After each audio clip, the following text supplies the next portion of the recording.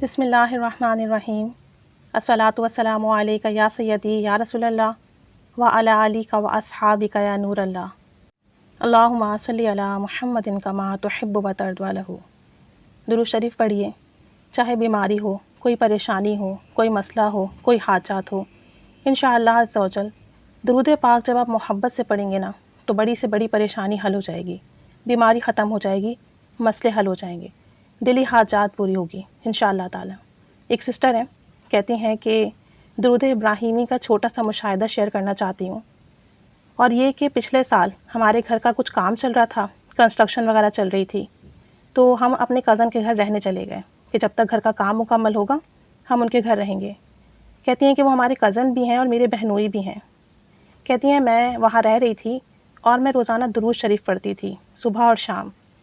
تو ایک دن میرے کزن یعنی جو ان کے بہنوئی تھے انہوں نے پوچھ لیا کہ آپ کیا پڑھتی ہیں؟ تو میں نے ان کو بتایا کہ میں درود پاک پڑھتی ہوں۔ تو میں نے انہیں بتایا کہ میں درود شریف پڑھتی ہوں صبح اور شام۔ اور پھر یہ کہ ہمارا گھر جب کنسٹرکشن کمپلیٹ ہو گئی تو میں اپنے گھر آ گئی، اور وہ جو میرے کزن ہیں جو کہ میری سسٹر کے ہسبینڈ بھی ہیں، تو ہمارے جانے کے بعد انہوں نے درود شریف پڑھنا شروع کر دیا۔ کہتی ہیں کہ میری سسٹر نے مجھے بتایا کہ آپ کے جانے کے بعد میرے شوہر نے روزانہ درود ابراہیمی 100 مرتبہ پڑھنا شروع کر دیا تقریباً، اور یہ کہ ان کو ڈائبٹک ہے، شوگر کے پیشنٹ ہیں، اور وہ درود شریف بھی پڑھ رہے ہیں، واک بھی کر رہے ہیں، اور ان کی نیت یہ ہے کہ اللہ کریم درود پاک پڑھنے کی برکت سے میری جو ڈائبٹک ہے، شوگر ہے، یہ جو میرا مرض ہے شوگر کا، یہ ختم ہو جائے۔ کہتی ہیں کہ تقریباً 3 یا 4 مہینے انہوں نے بہت پابندی کے ساتھ درود شریف پڑھا، درود ابراہیمی پڑھا، اور اللہ کریم نے درود شریف کی برکت سے ان کی شوگر ختم کر دی۔ کہتے ہیں الحمدللہ الحمدللہ انہیں اس مرض سے شفا مل گئی۔ ڈاکٹر کے پاس گئے، چیک اپ ہوا، جب دوبارہ سے ٹیسٹ کرائے اور ان کی ٹیسٹ میں جو ہے شوگر نہیں آئی۔ ڈاکٹرز نے میڈیسنز بھی بند کر دی ہیں الحمدللہ، اور درود پاک کی برکت سے ان کا یہ مرض ختم ہو گیا۔ ورنہ شوگر کی جو پرابلم ہے، شوگر کے جو پیشنٹ ہوتے ہیں، یہ مرض کہاں ختم ہوتا ہے، بلکہ اس کی وجہ سے مزید پرابلمس ہو جاتی ہیں، اور اگر آپ کو کوئی اور بیماری ہو تو اس کی وجہ سے وہ ٹھیک بھی نہیں ہوتی۔ اور انہوں نے نا اپنے جو بھی یہ کزن تھے ان کی رپورٹ بھی بھیجی، پرانی بھی اور نئی بھی، اور میں خود بھی دیکھ کے حیران رہ گئی کہ ان کی واقعی ڈائبٹک کنٹرول ہو گئی۔ تو یہ سب درود پاک کی برکت ہے۔ ایسا مرض جو کنٹرول نہیں ہوتا، جس کے لیے میڈیسن ہی کھانی پڑتی ہے، پرہیز بھی اتنا کرنا پڑتا ہے، پھر اگر کوئی اور مرض ہو جائے تو اس میں بھی بہت دیر سے شفا ملتی ہے۔